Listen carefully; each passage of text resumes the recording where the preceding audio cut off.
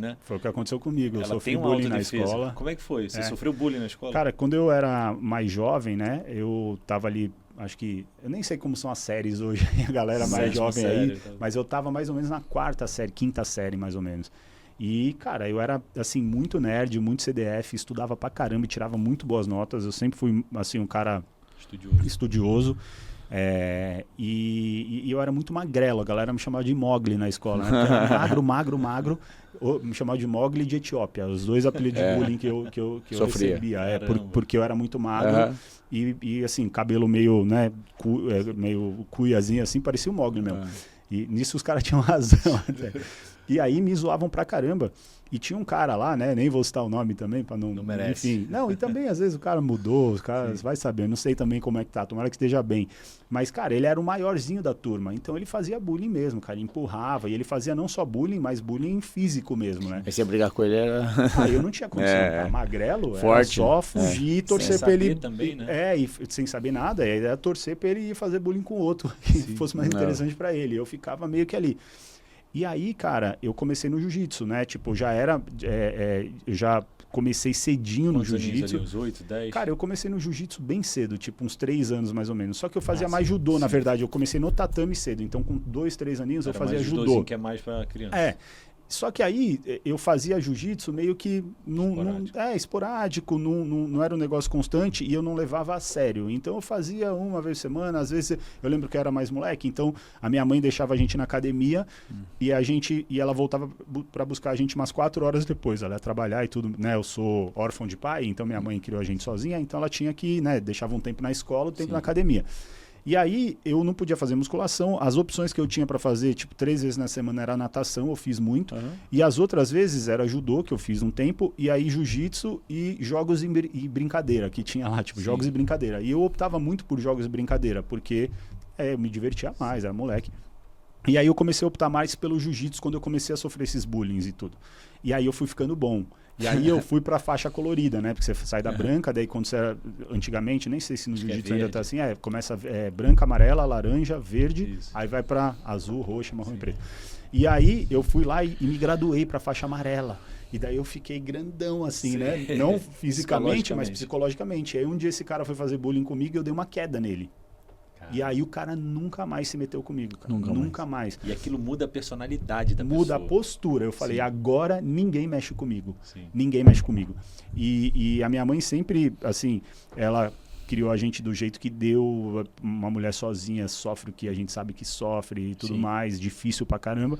E ela falava assim, cara, você pode fazer o que você quiser para se defender principalmente, mas quando você não estiver se defendendo, você só não pode desrespeitar os outros. Então, assim, faça o que você quiser, mas se você tiver em apuros, faça o que tiver que ser feito. Então, eu, tipo, meio que... E por isso que eu falo, o jiu-jitsu dali, cara, mas mudou, assim. Aí eu passei até, tipo, a ser um polo, um imã, da galera que sofria bullying, porque a galera meio que vinha pra perto de mim. Chama o Mansur. Pra não... E aí eu fui ficando mais popular, inclusive, né? Chegou, tipo, no último ano do colegial ali, eu já tava super popular e tudo, mas também já tava lutando campeonatinho e tudo mais. Então, o jiu-jitsu me ajudou muito, então fica a dica aí pra... A dica, né? Um conselho para as mães não só jiu-jitsu, judô, mas arte marcial e esporte em geral, né? O cara autoconfiante no futebol, ele vai ser, né? O cara que é um jogador lá de destaque, ele não é o popular da turma também. Eu me sentia assim, no meu colégio, assim, eu era o melhor do time e tal, na época.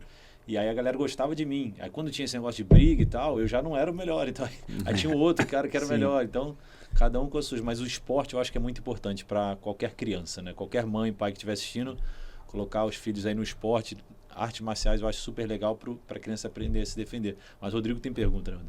Eu tinha uma pergunta para fazer para ele. Só uma que eu fiquei na dúvida aqui. Essa parte da sua infância foi São Paulo ou foi lá? Foi São Paulo. Foi São Paulo já? São Paulo, Caramba, então a vida... Ele é paulista, né? Não, ele explicou, né, aqui em off pra gente, mas pode explicar o fato de você ter nascido em Santa Catarina. Eu sou de Blumenau, Santa Catarina, mas eu nasci lá por acidente, né? O meu pai foi trabalhar numa empresa de Blumenau, do ramo têxtil, e aí eu nasci lá, minha mãe ficou grávida, eu nasci lá, e com 6 meses meu pai faleceu. Então a gente saiu de Blumenau, voltou para São Paulo, porque minha mãe era de São Paulo, ela tá aí, graças a Deus. Da capital mesmo. Capital. Sim. E o meu pai do Rio de Janeiro. Então, quando meu pai faleceu, a gente voltou até para minha mãe viúva, ficar perto dos meus avós e tudo, e a gente ter, né, um pouco mais de segurança também, e mais conforto naquele momento que, imagina, você tá com um nenenzinho de 6 meses viúva na mão.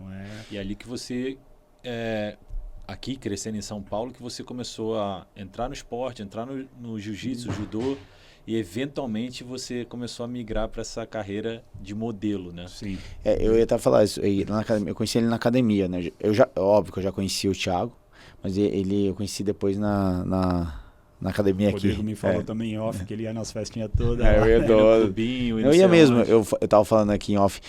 Eu ia nas suas festinhas, eu lembro do clubinho, tinha festa em Campinas, eu ia em todas, eu falei, imagina, eu falei, imagina o que esse Mansur deve, né, ser legal com a galera ali.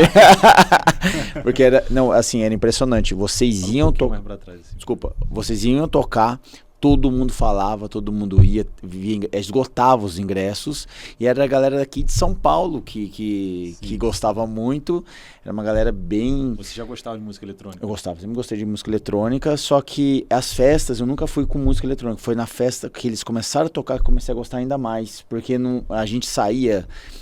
nos lugares não era de música eletrônica, era difícil ter música eletrônica, e eles começaram a colocar nessas festas que era bem eclética, e aí eles colocaram música eletrônica e bombava as festas, assim, esgotava os ingressos.